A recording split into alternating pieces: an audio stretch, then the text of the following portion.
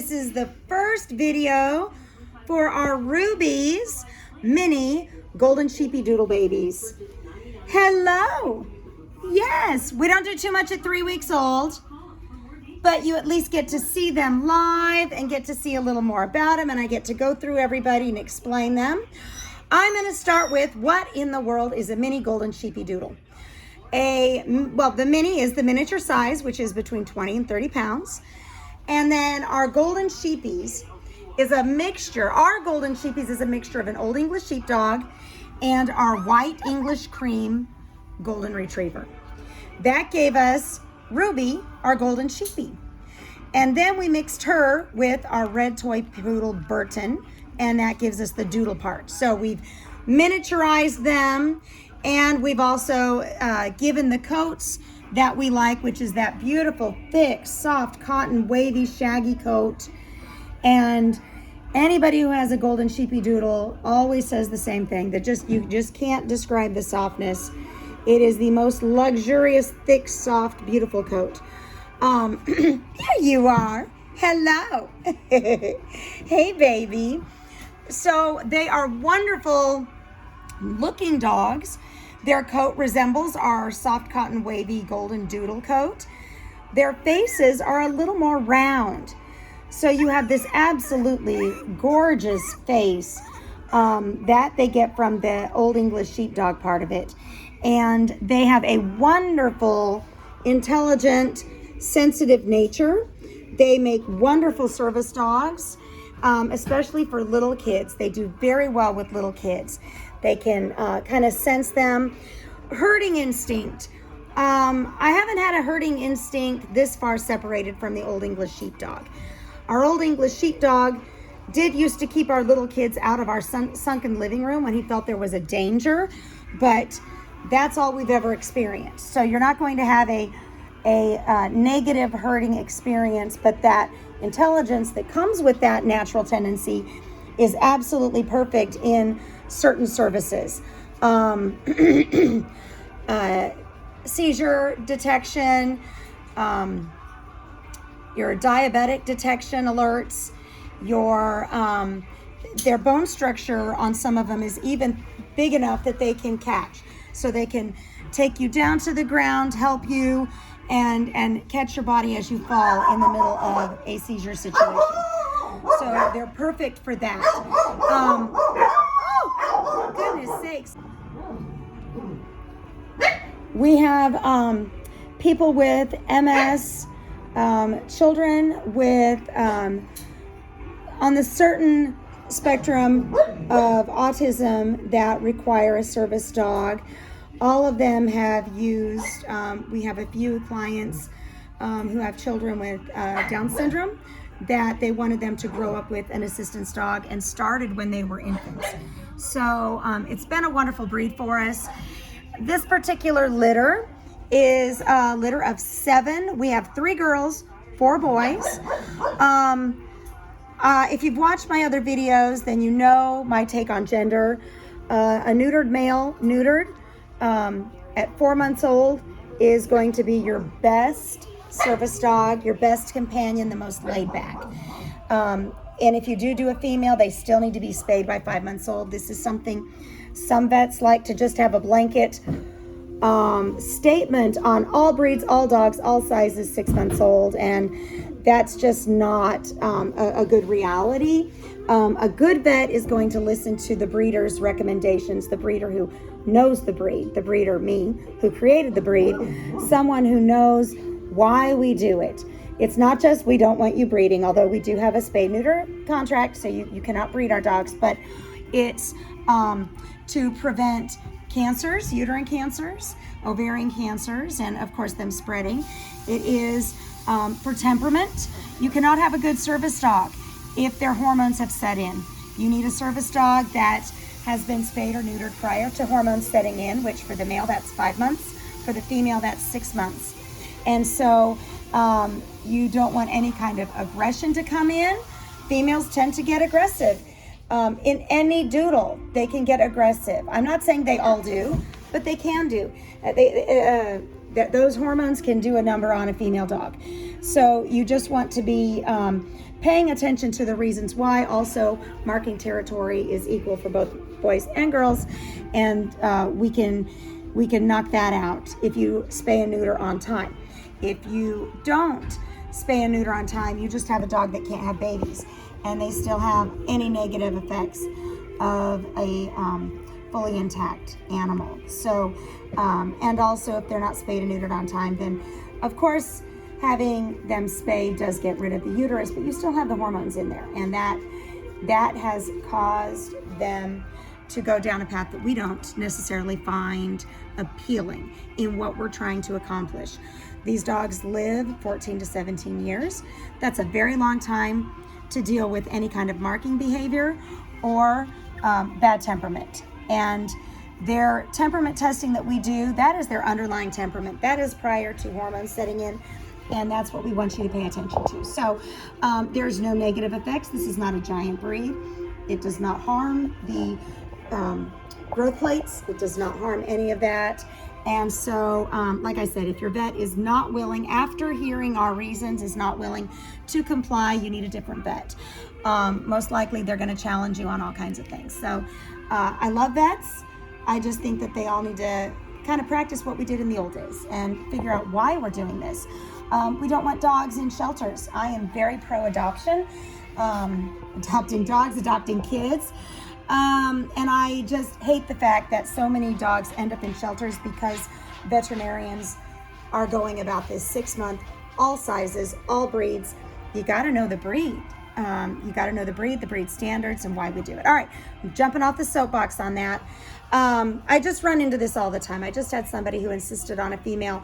Come to find out they were wanting to breed. And when somebody insists on a gender so much, even in spite of all of my education, I start to dig a little deeper, and then we find out, okay, you, even knowing our spay-neuter policy, you were going to go about this illegally. So we kind of nip that in the bud. But I just want to get people's, for instance, if you're trying to match an animal that you already have at home, if you have a male at home and you want to match that personality with a yin and a yang, a male and a female, I get that. That is highly recommended.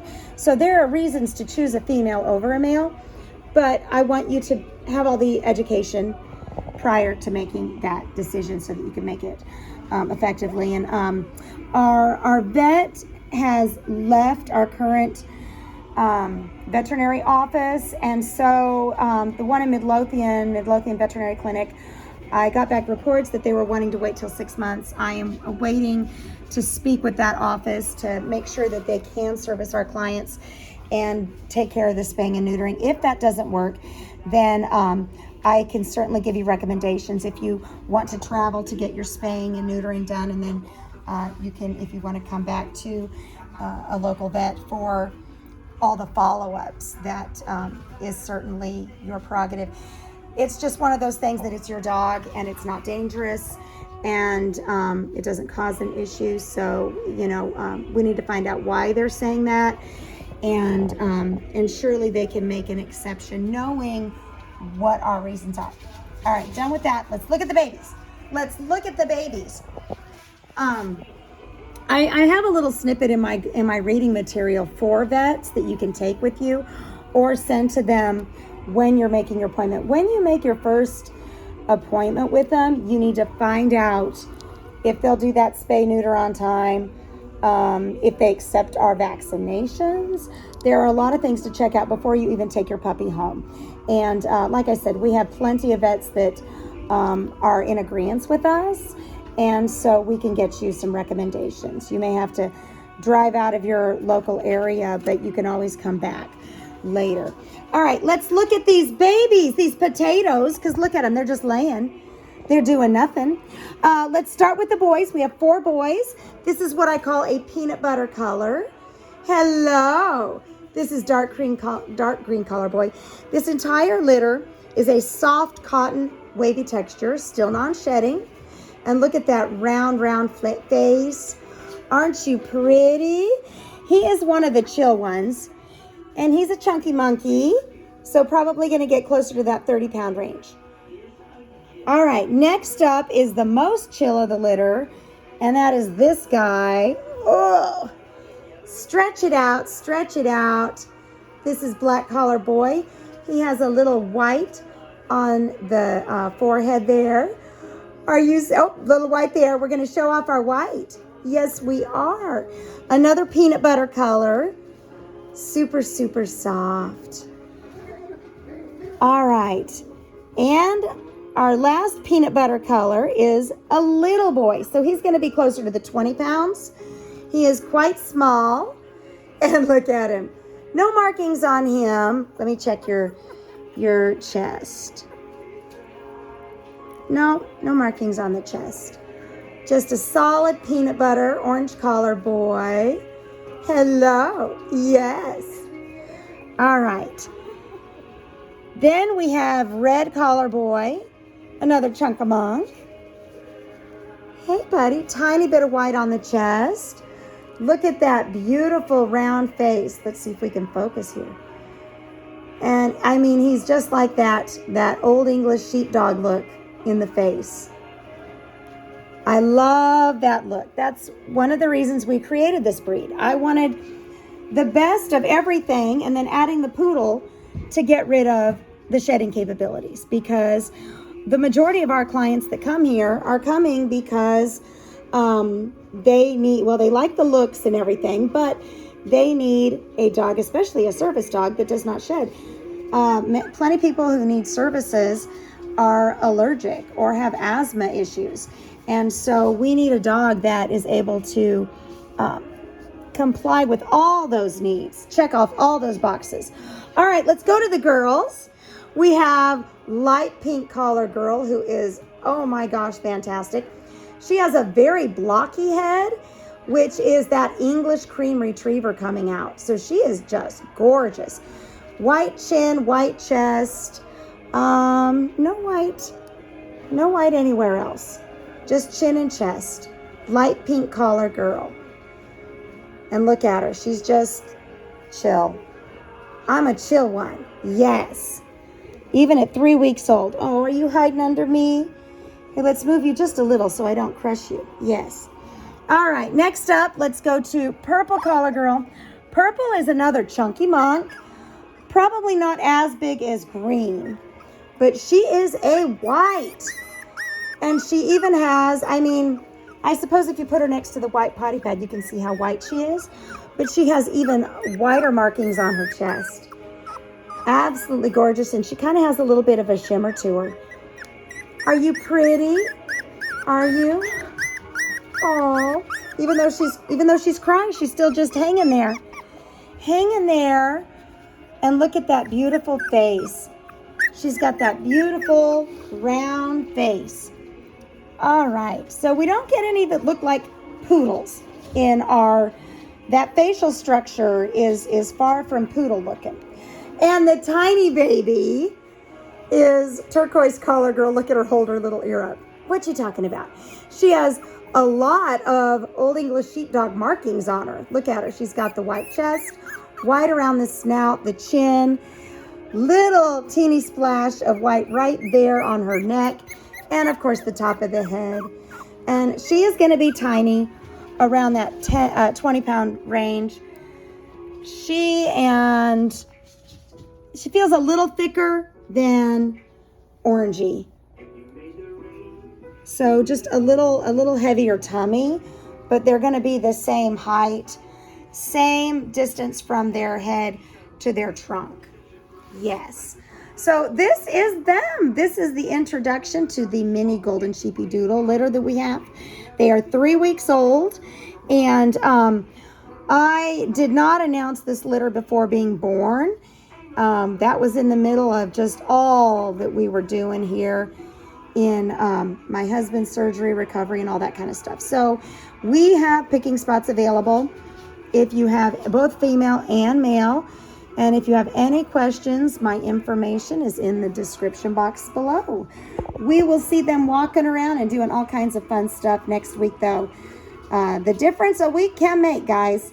All right, we will see you next week. Can you say bye-bye? We're going to go night-night. Bye-bye, everybody.